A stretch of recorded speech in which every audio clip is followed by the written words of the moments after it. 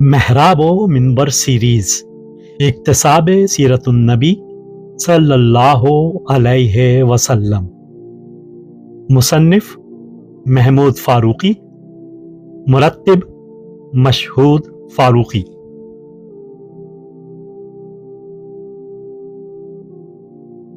چھٹا حصہ، ایذا و ابتلا بعد از قبول دعوت اسلام۔ پانچواں باب، مکہ آزمائشوں کا شہر، جہاں حق پسندوں کے لیے زندگی گزارنا دشوار ہو گیا تھا۔ تحریر محمود فاروقی، آواز و پیشکش مشہود فاروقی۔ مکہ میں اوروں کی طرح حضرت ابوبکر صدیق رضی اللہ تعالیٰ عنہ کے لیے بھی زندگی دشوار اور سخت ہو گئی۔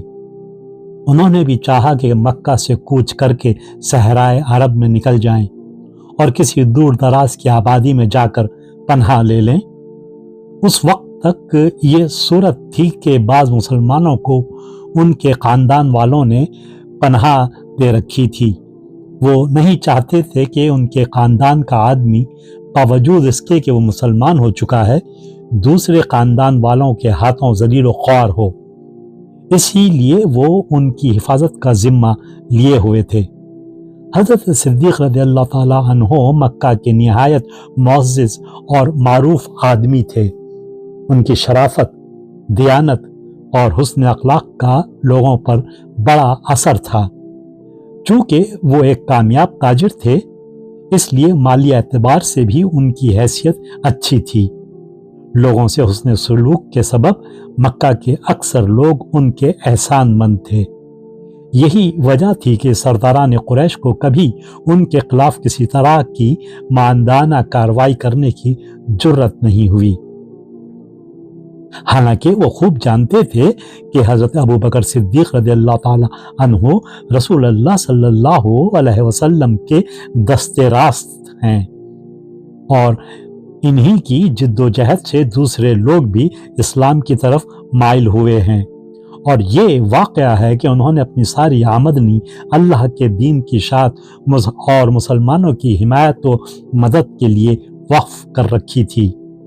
یہاں تک کہ آخر زمانے میں جب کہ منکرین حق سے یہ کشمکش بہت تیز ہو گئی تھی اور قریش نے مسلمانوں کے ساتھ عملاً معاشرتی انقطاع کر رکھا تھا، ان کی تجارت پر بھی بہت برا اثر پڑا تھا اور سارا کاروبار ختم ہو گیا تھا۔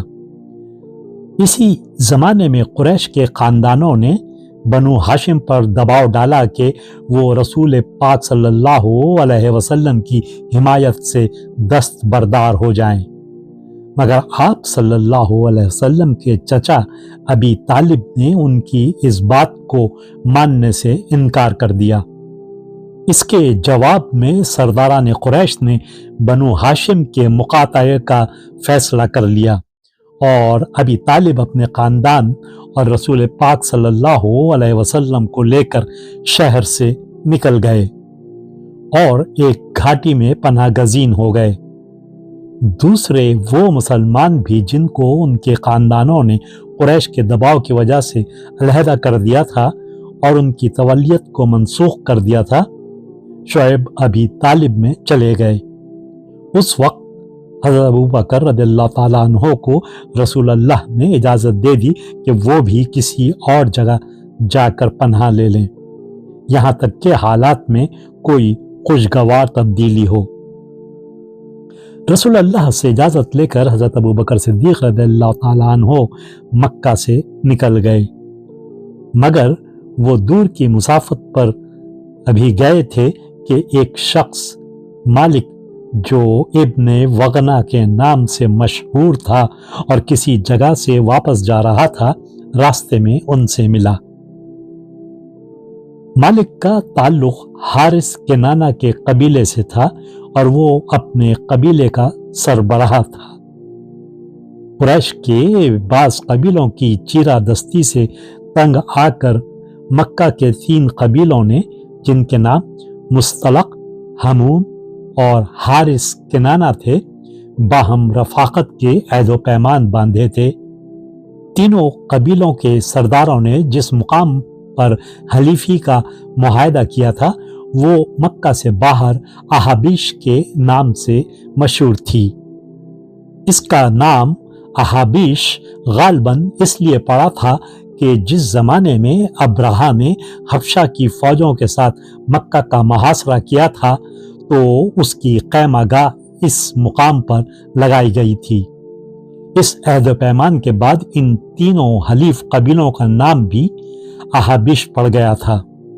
इस अहद पैमान के बाद तीनों की मुत्तहदा ताकत इतनी मुस्तहकम हो गई थी कि कुरैश के दूसरे कबीले उनके साथ किसी तरह की ज्यादती नहीं कर सकते थे। अहाबीश कबीले अमूमन दूसरे कबाइल के मद्दे मुकाबिल समझे जाते थे। इब्ने वगना या मालिक अपनी तीनों अहाबीश कबाइल का सरदार था, इसीलिए मक्का में उसका असर और रसूख बहुत ज्यादा था। जब मालिक ने हजरत अबू बकर सिद्दीक रज़ियल्लाहु ताला अन्हो को इस तरह सहरा नवर्दी करते हुए पाया तो उसे बहुत दुख हुआ। बेशतर मामलात में अबू बकर सिद्दीक रज़ियल्लाहु ताला अन्हो के हुस्न मामलात तो शराफत से वो बहुत मुतासिर हुआ था और मक्का में वो इन्हें काबिल एतमाद और लायक एहतराम आदमी जानता था। इसलिए बावजूद इसके कि मुसलमानों के बारे में उसके कबाइल का नुक्ता निगाह सरदारान कुरैश से कुछ ज़्यादा मुख्तलिफ न था, उसे ये सुनकर सख्त अफसोस हुआ कि सरदारान कुरैश की अदावत के सबब मक्का में उनका रहना दूभर हो गया है।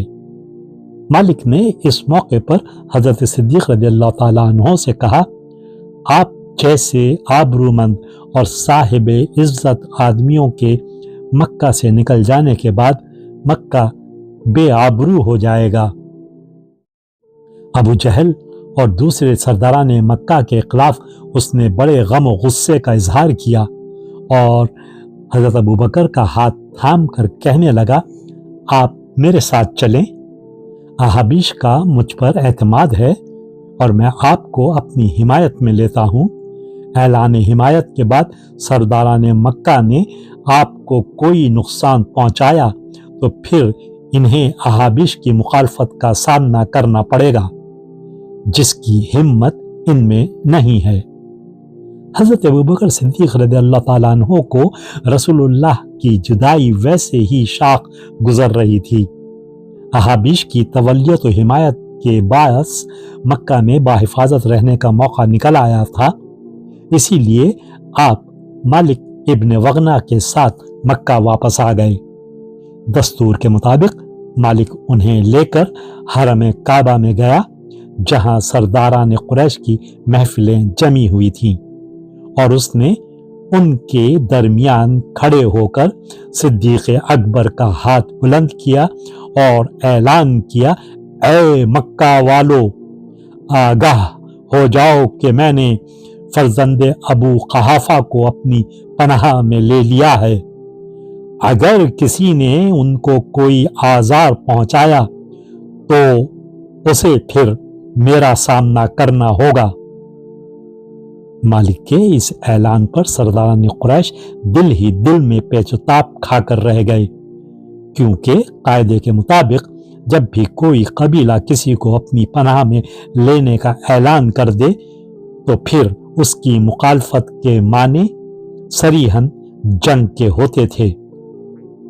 अहाबीश के मुकाबले में जंग छेड़ना वैसे भी बहुत खतरनाक था, इसलिए उन्हें खामोशी से इस सूरत हाल को कबूल करना पड़ा और अबू बकर सिद्दीक रज़ियल्लाहु ताला अन्हो दोबारा अपने घर में जाकर मुकीम हो गए। वीडियो देखने के बाद चैनल को सब्सक्राइब करना ना भूलें और ताज़ा तरीन अपडेट्स के लिए घंटी के बटन को ज़रूर दबाएं ताकि हमारे मुनफरिद और पुरअसर पैगामात आप तक पहुंचते रहें। اور اگر لائک کریں تو اپنے دوستوں کے ساتھ شیئر کریں. شکریہ.